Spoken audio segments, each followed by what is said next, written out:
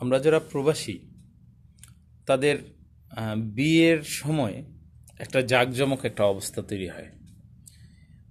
তার মানে অনেক বেশি একটা খরচের বাহার তৈরি হয়। এই খরচটা আপনি যত কমাই আনতে পারেন, আপনি এত জাঁকজমক, হ্যাঁ আপনার যদি অনেক অর্থ থাকে সেটা ভিন্ন জিনিস, কিন্তু যারা ছোটোখাটো দেশে থাকে, মধ্যপ্রাচ্যে ছোট দেশে আর কি, এদের কিন্তু অত বেশি টাকা থাকার কথা না। কিন্তু অনেকে আমার চোখে দেখা অনেক প্রবাসী দেশে গিয়ে 2-4 লাখ টাকা ঋণ কইরা বড় করে অনুষ্ঠান করে 1-2 হাজার মানুষ খাওয়ানোর পরে কিন্তু তার পরের মাস থেকেই তার একটা টানাপোড়েন শুরু হয়ে যায়।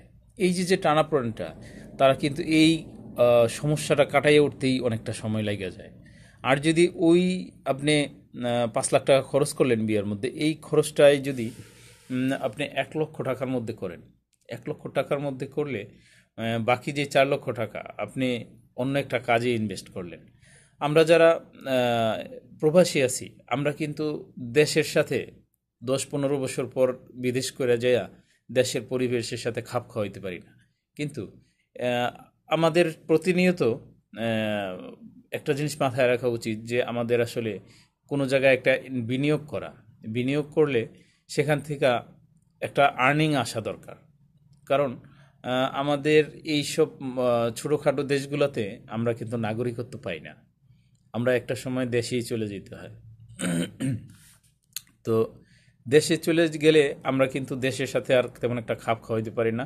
নতুন একটা বিজনেস করলে আমরা দেশের ওই তাল মিলাইতে পারি না, আমরা লস খাই। ধরেন আমার চোখে দেখা অনেকেই এইভাবে করছে। কিন্তু আমি যে বিষয়টা বলতে চাইতেছি, যে বিয়ের খরচটা যদি কমানো যায় তাহলে ওই টাকাটা আপনি একটা কোনো জায়গায় বিনিয়োগ করেন। আমার কথা হচ্ছে 5,000 টাকা আসুক মাসে, এটা কিন্তু আপনার অনেক বড় একটা অ্যাসেট। আপনি 5,000 টাকার একটা আয়ের রাস্তা হোক, 10,000 টাকার একটা আয়ের রাস্তা হোক, কিন্তু এই ছোট ছোট বিষয়গুলো যদি আমরা মাথায় রাখি তাহলে কিন্তু আমরা বিপদগ্রস্ত হই না।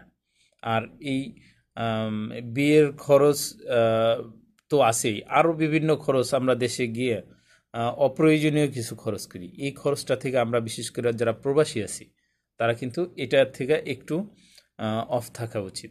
কেননা আমাদের এখানের চাকরি কিন্তু পার্মানেন্ট না, যে কোনো কারণবশত আমরা দেশে চলে যেতে হইতে পারে, তখন আমরা কিন্তু নিঃস্ব। এবং আমি সবসময় চেষ্টা করি, বলি যে অন্তত আপনার আয়ের 20-30% সঞ্চয় করেন। এই সঞ্চয়টা করলে এই টাকাটা একসময় অনেক কাজে আসে। এর ছাড়া কিন্তু টাকা থাকে না। আপনি বাবাকে দেবেন, বাবা বলবে টাকা দিচ্ছ, এটা তো খরচ হয়ে গেছে। আপনি বাবাকে কি বলবেন? তার সাথে বা বইলেই কি হবে? তো এরকম অসংখ্য অজস্র ঘটনা আছে যে একটা সময় টাকার কোনো হিসাব নাই। বাবার যে বলছে যে বাবা টাকা কই, বলছে যে বাবা টাকা তো ওই যে দিছ, খাইছি, এই খরচ হয়েছে, তোমার বোন বিয়া দিছি, তোমার বাইরে এটা করে দিছি, আর তুমি তো আল্লাহ তোমারে দিব।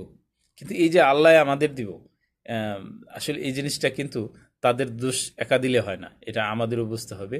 আসলে তারা মনে করতেছে তাদের সন্তান টাকা পাঠাইতেছে, তারা টাকা পাঠাবি, এটা মেশিন। আসলে আমরা যে মেশিন না, আমরা কিন্তু প্রবাসী যারা আছি তারা জানি।